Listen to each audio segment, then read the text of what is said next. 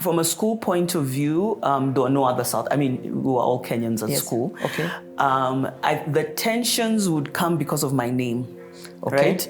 Because there's no Kenyan called Nozizwe. There's none, Yes. right? So already when you introduce yourself as Nozizwe, they're like, you know. So I remember one teacher who would make a point around, we later became friends, but I remember she would make a point around mispronouncing my name on purpose, right? So she'd be like, Zinzonzin, Sinzano, Nonzina, and I'm a kid, right? So that doesn't feel good. It does not feel good. And then I remember one time in school, she goes, so are you a refugee? And she asked that in front of everyone, right?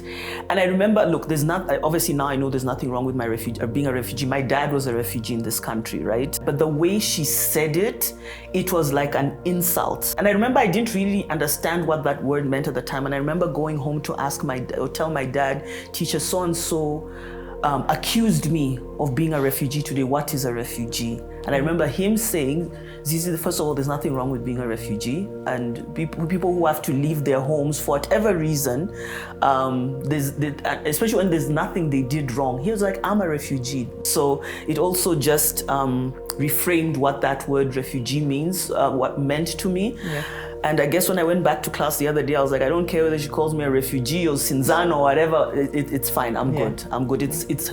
She's projecting for whatever reason, you know.